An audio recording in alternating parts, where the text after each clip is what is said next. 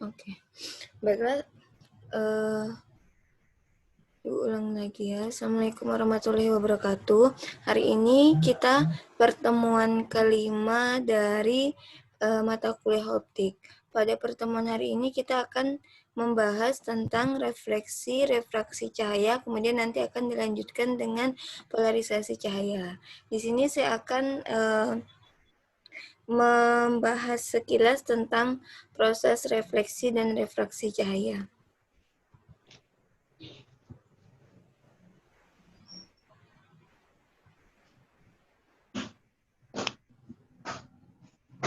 Nah, ini pada gambar satu ini merupakan proses pemantulan cahaya. Proses pemantulan cahaya itu terjadi jika cahaya jatuh pada suatu permukaan bidang, kemudian dia akan dipantulkan dengan sudut datang dan sudut pantulnya itu besarnya sama. Nah, seperti ini. Ini ada cahaya datang pada suatu permukaan bidang, kemudian cahaya tersebut dipantulkan dengan sudut datang yang berupa theta I-nya nanti sama dengan sudut pantulnya yang disimbolkan dengan theta R. Kemudian fenomena pemantulan itu terjadi jika material kedua tidak dapat ditembus cahaya. Kemudian jika material kedua dapat ditembus cahaya, maka cahaya yang datang itu akan mengalami pemantulan dan pembiasan. Sebagian dibiaskan dan sebagian dipantulkan. Kemudian, jika material kedua itu memiliki indeks bias lebih kecil dari material pertama, dan cahaya datangnya itu dia datang dengan sudut lebih besar daripada sudut kritisnya, maka cahaya dibantulkan secara keseluruhan atau semua cahaya yang datang itu akan terpantulkan. Nah, ini nanti akan ada kita bahas, ini namanya pemantulan sempurna atau juga dikenal dengan istilah pemantulan internal total, seperti itu. Kemudian ada juga namanya pemantulan baur atau pemantulan teratur. Nah, pemantulan baur ini dia terjadi jika berkas cahaya yang datang itu pada permukaan yang tidak rata seperti ini. Nah, maka nanti sinar pantulnya ini juga akan bentuknya itu tidak rata seperti ini. Nah, ini ada kan cahaya datang, kemudian dia mengenai bidang yang mengenai permukaannya seperti ini, dia dipantulkan ke sini. Kemudian ketika dia datang ke permukaan ini, dia dipantulkan seperti ini. Lihat, sinar pantulnya ini akan berbeda dengan bidang yang permukaannya teratur. Nah, ini bentuknya teratur, permukaan bidangnya. Nah, cahaya datang, kemudian sinar pantulnya seperti ini. Nah, beda ya? Beda dia bentuknya karena dia menyesuaikan bidang yang bidang yang dikenainya. Seperti itu. Kemudian kita lanjut lagi ke hukum Snellius untuk refleksi atau pemantulan cahaya. Nah, kalian kenalkan hukum Snellius itu sin I sama dengan sin R, atau sinar datang, sinar pantul, dan garis normal itu berada pada satu bidang. Kemudian untuk pembahasan lebih lanjutnya, ini tugasnya silakan pelajari secara mandiri. Nanti silakan dibuat catatan hasil yang telah kalian pelajari atau hasil bacaan kalian mengenai pemantulan pada cermin datar, cermin cekung, dan cembung, serta bayangan yang dihasilkannya nanti seperti apa. Nanti kan ada yang namanya bayangan nyata, maya, diperkecil, diperbesar, dan lain sebagainya seperti itu. Ingat setiap cermin ini pada cermin datar, cekung, dan cembung itu bayangan yang dihasilkannya itu berbeda. Kemudian kita lanjut lagi ke pembiasan cahaya. Nah, pembiasan cahaya ini terjadi apabila cahaya cahaya yang merambat itu tegak lurus pada bidang pembatas antara material dan udara, kemudian maka cahayanya akan tetap bergerak lurus walaupun mengalami perubahan laju. Nah, proses pembiasannya seperti itu. Kemudian, jika arah rambat cahaya tidak tegak lurus pada bidang pembatas, nah ini misalnya ya, bidang pembatasnya ini Ni sama Nr. Ni ini medium, kita misalkan dengan medium yang pertama, Nr ini medium yang kedua. Nah, medium yang pertamanya ini adalah udara, yang keduanya ini kita misalkan air ya, kita misalkan medium keduanya air. Nah, jika arah rambat cahaya ini tidak tegak lurus terhadap bidang pembatas udara dan materialnya, ini pembatas antara udara dan materialnya, nah maka cahaya yang masuk itu akan mengalami perubahan laju. Kemudian dia akan mengalami pembelokan pada bidang pembatasnya seperti ini. Saat cahaya datang, kemudian dia akan dibelokkan ya. Kalau pada proses ini dia akan dibelokkan mendekati garis normal ya kan. Nah, kemudian proses perubahan arah rambat cahaya ketika berpindah dari satu material ke material lain itu disebut sebagai pembiasan. Nah, seperti itu. Jadi intinya pada proses pembiasan ini, jika cahaya datang dari medium satu ke medium kedua, maka pergerakan cahaya ini akan berubah. Pergerakan cahaya pada medium satu ini akan berbeda dengan pergerakan cahaya pada medium kedua. Kemudian arah lajunya juga atau sinarnya, sinar pantul dan sinar biasnya ini juga sinar datang dan sinar biasnya ini juga akan berbeda. Nanti dia tergantung kepada indeks bias bahannya. Nah, nanti sinar biasnya ini ada yang dibiaskan mendekati garis normal dan ada dibiaskan menjauhi garis normal. Seperti itu. Tergantung indeks biasnya atau kerapatan mediumnya. Nah, jadi kesimpulannya itu, laju cahaya pada kedua medium berbeda, kemudian arah datang cahaya tidak tegak lurus terhadap bidang pembatas kedua mediumnya, maksudnya itu pembatas antara medium satu dengan medium 2-nya, kemudian adanya hukum Snellius pada pembiasan cahaya, itu persamaannya Ni sin theta I sama dengan Nr sin theta R, di mana Ni ini kalau pada contoh yang tadi, indeks bias pada medium pertama atau udara mediumnya, kemudian si theta I-nya ini merupakan sudut dari cahaya datang atau sinar datangnya, NR-nya indeks bias pada medium kedua, kalau tadi misalnya kita contohkan air, kemudian sin theta R-nya atau theta R-nya ini merupakan sudut biasnya, seperti itu, sudut biasnya. Kemudian ini ada contoh soal, silakan kalian catat dulu. Berkas cahaya datang dari udara dengan sudutnya 30 derajat menuju air. Berapakah sudut pembiasan cahaya dalam air? Nah, berarti yang ditanya nanti theta R-nya. Kalian harus tahu indeks bias dari kalian harus tahu indeks bias dari air. Tadi kan ini dari udara, berarti harus tahu indeks bias udara, indeks bias air, nantilah didapat sudut pembiasan cahaya dalam air tersebut. Kemudian contoh soal kedua, cahaya datang dari es menuju udara. Nah, dengan sudut 45, berapa sudut bias cahaya tersebut? Kemudian kalian ambil kesimpulan dari hasil jawaban kedua soal ini. Nah, soal yang pertama ini, cahaya datang dari udara dengan air. Mana yang merapat, air atau udara?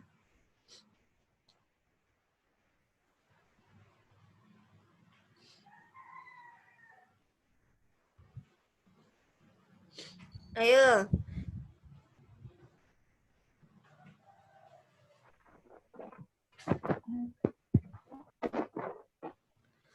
Mana yang rapat antara udara dengan air?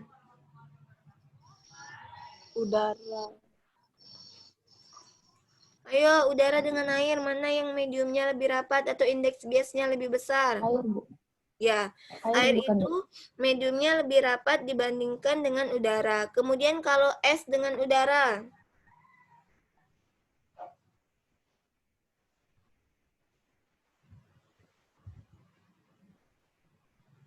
Ayo es dengan udara gimana? Mana mediumnya yang lebih rapat? Es, Bu. Es. Ya.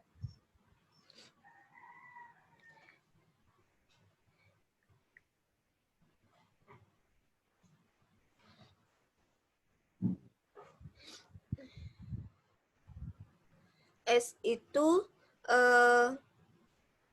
mediumnya lebih rapat dibandingkan dengan air. Nah, ini tuh nanti ada dari sini tuh kalian bisa menyimpulkan jika cahaya datang itu berdasarkan jawabannya, nanti tuh kesimpulannya berupa seperti cahaya datang dari medium yang kurang rapat ke medium yang lebih rapat, itu bagaimana dengan sudut biasnya. Kemudian jika cahaya datang dari medium yang rapat ke medium yang kurang rapat, itu bagaimana dengan sudut biasnya. Nah, ketika kalian mengetahui sudut biasnya, maka kan kalian akan tahu arah rambat cahayanya ya, apakah dia mendekati atau menjauhi, seperti itu. Nanti kesimpulan yang seperti itu yang akan kalian dapatkan. Sampai sini paham? Nah, kemudian ada pertanyaan nih, apakah mungkin cahaya dibiaskan dengan sudut 90 derajat? Mungkin atau tidak?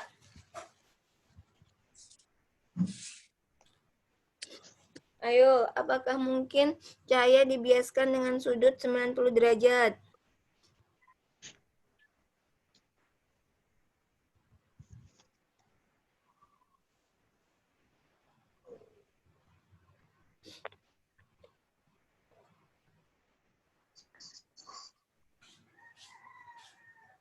Ayo, mungkin nggak? Mungkin. Mungkin ya.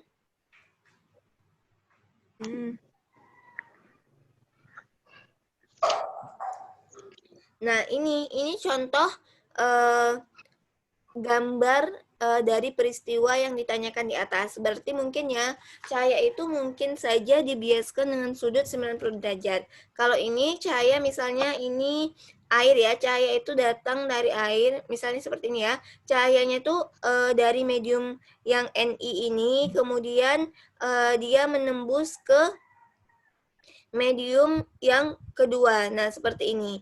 Nah, ini dia cahaya yang dibiaskan itu dia semakin menjauhi garis normal ya kan. Nah, dan membentuk sudut 90 derajat. Nah, ini nanti dikenal dengan istilah sudut kritis.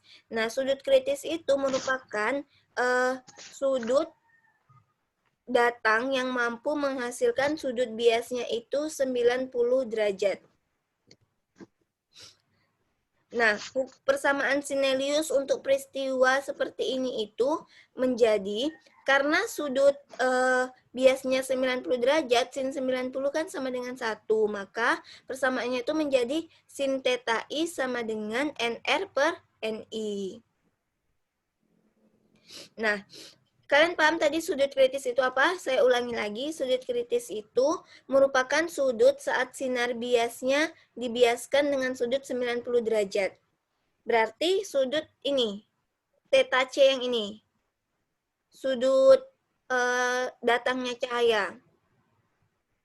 Nah, itu yang disebut sebagai sudut kritis. Sudut berapa sih yang saat dia saat dia pada sudut berapa pada sinar datangnya sehingga menghasilkan sudut pada sinar biasnya itu 90 derajat. Kira-kira seperti itu. Nah, ini kalau pada persamaan ini, maka kita tahu cahaya dia datang dari material dengan indeks bias besar ke material dengan indeks bias kecil, sehingga memenuhi persamaan ini. Sin theta I sama dengan NR per NI, seperti itu. Persamaan ini ingat ya, hanya berlaku pada peristiwa jika sinar biasnya itu sinar biasnya itu sudutnya 90 derajat. Nah, maka hukum Snelliusnya berlakunya seperti ini. Nih, ada pertanyaan lagi. Gimana jika sudut datang cahayanya itu lebih besar daripada sudut kritis? Nah, yang terjadi itu adalah pemantulan sempurna. Nah, ini lihat ya. Sudut sinar datangnya ini, I-nya ya, lebih besar dari sudut kritisnya. Nah, maka cahaya yang datang ini akan dipantulkan sempurna atau semua cahaya yang datang itu semuanya akan dipantulkan, tidak ada yang dibiaskan atau dikenal dengan pemantulan sempurna. Sampai sini paham? Oke, kita lanjut. Kemudian ada juga yang dikenal pemantulan internal, kemudian nanti ada pemantulan eksternal. Tadi ada pemantulan sempurna, sekarang kita membahas ke pemantulan internal. Nah, pemantulan internal ini terjadi jika medium 1 itu lebih rapat dari medium 2. Jadi intinya sinarnya itu datang dari medium yang lebih rapat ke medium yang kurang rapat.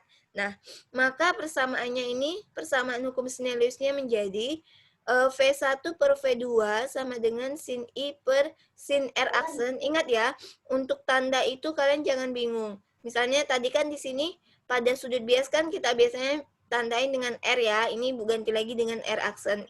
Tapi sama, ini merupakan I ini sudut datang dan R aksen ini sudut biasnya. Sin I per sin R aksen sama dengan N2 per N1 lebih kecil dari 1. Jadi, sinar akan dibiaskan menjauhi garis normalnya. Dan proses pemantulan yang terjadinya disebut pemantulan internal. Nah, ini prosesnya itu pada peristiwa yang tadi itu loh, dia dapat menembus, sinarnya dapat menembus materialnya. Jadi, nanti itu ada cahaya yang dipantulkan dan ada cahaya yang dibiaskan, seperti itu.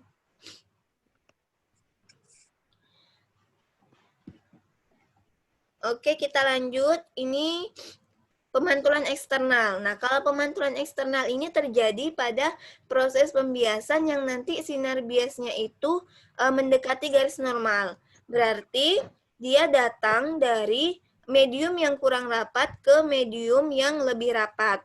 Atau N1-nya lebih kecil dari N2, ya kan? Indeks bias itu kan berkaitan dengan kerapatan mediumnya. Kalau indeks biasnya kecil, maka dia kurang rapat. Kalau indeks biasnya besar, berarti dia rapat ya, termasuk medium yang rapat seperti itu. Nah, persamaan atau hukum Snelliusnya menjadi sin I per sin R aksen sama dengan N2 per N1 lebih besar dari 1, atau nanti sudut datangnya ini yang dihasilkan lebih besar dari sudut biasnya. Sementara kalau pada pemantulan internal tadi, sudut datangnya lebih kecil dari sudut biasnya, ya kan? Nah, di sini terjadi proses pembiasan dan pemantulan. Kalau pada peristiwa seperti ini, cahayanya yang datang dari medium kurang rapat ke medium yang lebih rapat, dia kan terjadi proses pemantulan dan pembiasan. Nah, pada pembiasannya dia sinarnya akan arahnya mendekati garis normal, ya kan? Ini mendekati garis normal sinar biasnya.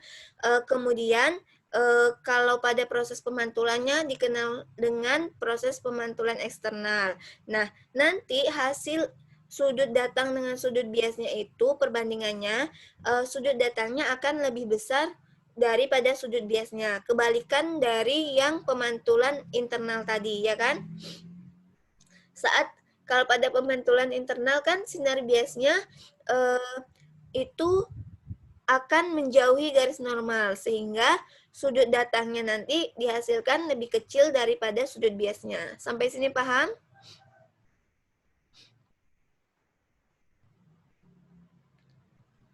Paham atau ada yang ingin ditanyain?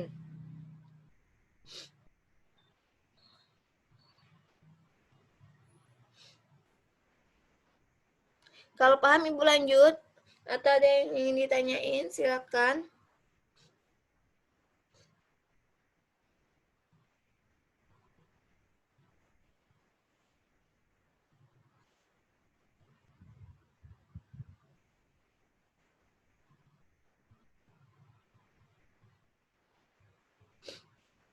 Ayo, lanjut. Kita lanjut ya. Nah, ini kesimpulan dari yang Ibu sampaikan tadi.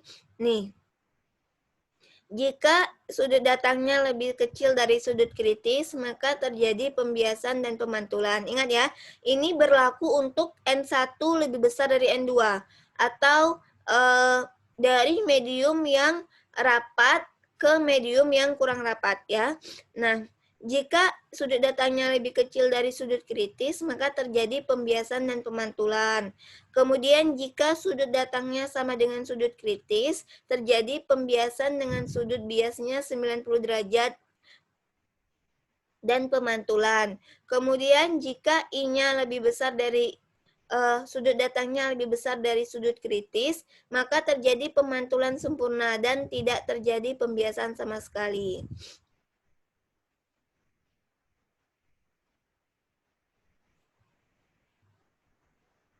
Oke, kita lanjut.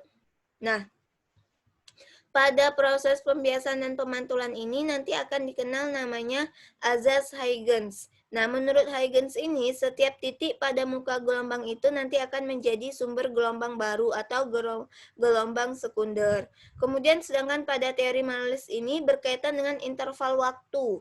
Nah, interval waktu antara titik-titik yang berkorespondensi atau berkaitan dari dua muka gelombang sama untuk setiap pasang titik yang berkorespondensi tersebut. Sedangkan kalau prinsip Fermat ini, dia menyatakan bahwa lintasan yang ditempuh oleh sinar cahaya ini dari satu titik ke titik lain ini adalah lintasan yang mengambil waktu yang sesingkat-singkatnya. Nah, berarti kalau lintasan yang mengambil waktu yang sesingkat-singkatnya, otomatis lintasan tersebut merupakan lintasan yang sependek-pendeknya. Seperti itu. Kemudian kita akan menurunkan hukum Snellius untuk pemantulan. Nah, kita tahu tadi kan hukum Snellius pada pemantulan itu sin I sama dengan sin R. Dapatnya itu dari mana sih? Nah, dapatnya itu dari sini. Misalkan ini ya, ada cahaya datang dari permukaan atau bidang H, kemudian dia dipantulkan. Nah, ini, yang A ini merupakan cahaya datang, kemudian B ini merupakan cahaya pantulnya atau sinar pantulnya. Kemudian dilukis sebuah bidang yang tegak lurus, bidang normal yang tegak lurus dengan bidang H, kemudian diproyeksikan sinar datangnya ini di yang putus-putus ini, kemudian diproyeksikan juga sinar pantulnya di yang titik putus-putus ini, dan titik asalnya ini. Kalau yang di awal ini kan C, kalau yang pada bidang H. Kalau yang pada bidang normal yang kedua ini di O. Nah, kalau kita lihat di gambar ini, jarak yang paling pendek itu kan jarak AO kan dibandingkan dengan jarak AC. Begitu juga untuk dari C ke B. Dari C ke B dan O ke B ini kan yang paling pendek juga jarak dari O ke B. Nah, kemudian pada proses pembuktian ini, dia itu ternyata bertentangan dengan prinsip Fermat tadi. Nah, di sini dari gambar ini ditanyakan, di manakah letak titik O sehingga waktu lintas sinar dari cahaya O ke B itu adalah minimum. Nah, kita akan lihat pada gambar selanjutnya untuk menentukan letak titik O agar lintasannya itu menjadi minimum. Nah, seperti ini gambarnya. Nah, ini AOB tadi ya, lintasan AOB, tapi dia sudah berpindah tadi kan kalau yang ABC itu kan dia titik normalnya kan di C ya. Nah, ini sudah kita pindahkan menjadi di titik O dan kita menentukan lintasannya yang paling pendek atau lintasan minimum yang ditempuh cahaya tersebut. Nah, kira-kira gambarnya seperti ini. Kemudian I itu tetap sudut datang, R itu sudut pantul. Nah, misalkan O ini dia terletak di sembarang titik sepanjang garis H nih ya, di sepanjang garis H, ini garis H. Kemudian kita misalkan V itu adalah cepat lambat cahaya dalam medium homogen dan isotropik. Kemudian panjang lintasan yang ditempuh oleh cahaya dari A ke B itu adalah, S ini kita simbolkan aja dengan jarak ya. Ini dari A ke B itu kan ada dua lintasan ya, ada lintasan AO dan OB ya kan. AO kita misalkan S dan OB kita misalkan S1. Nah, berarti untuk menentukan waktu tempuh lintasan AOB ini, berarti kita harus menentukan waktu untuk S plus S1 ya. Nah, kalau persamaan gerak itu untuk menentukan waktu tempuh, T sama dengan S per V ya kan. Karena lintasannya ini dibagi dua, maka T sama dengan S1 ditambah S ditambah S1 dibagi V. Karena kecepatannya sama ya, kecepatan cahayanya sama, jadi sama.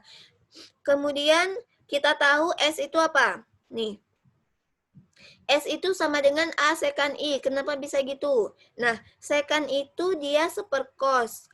Persamaan umum sekan tuh ya.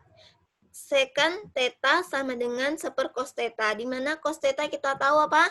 Kosami, samping miring ya kan? Nah, coba kita lihat dari sudut I ini. Sisi sampingnya yang mana?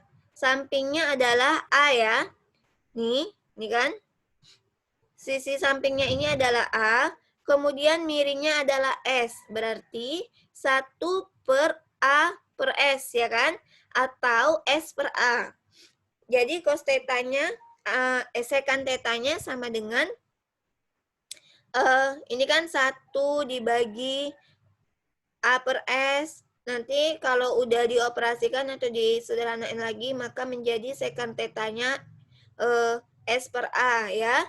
Sekan theta S per A. Jadi untuk menentukan S-nya berarti A dikali sekan theta. Karena di sini sudutnya I, berarti kita ganti I aja, maka S sama dengan A sekan I. Begitu juga untuk S1. S1 itu B sekan R. Sampai sini paham? Nah, sudah ya, sudah kita dapatkan. Nah, tinggal kita substitusikan ke dalam persamaan awalnya. Persamaan awalnya itu kan T sama dengan S ditambah S1 per V. Jadi S-nya kita masukkan A sekan I, berarti T sama dengan 1 per V, A sekan I, S1-nya kita masukkan B sekan R. Udah? Nah, kemudian jika kita menggeser titik O-nya sedikit, maka sudut I dan R-nya juga akan berubah kan? Nah, perubahan sudut I dan R-nya itu dimisalkan dengan DI dan DR. Kemudian perubahan waktu tempuhnya menjadi DT. Nah, persamaan yang di awal tadi, S sama dengan 1 per V A sekan I ditambah B sekan R. Nah, menjadi seperti ini. DT sama dengan 1 per V A sekan I tangen I DI ditambah B sekan R tangen R DR. Nah, ini didapatkan dari mendiferensialkannya. Nah, kalau T didiferensialkan menjadi DT, kemudian kan yang di sini yang diferensialkan itu terhadap sudut I-nya ya. Nah, berarti sekan I-nya yang kita diferensialkan, kita tahu persamaan umum yang kita gunakan itu turunan dari sekan.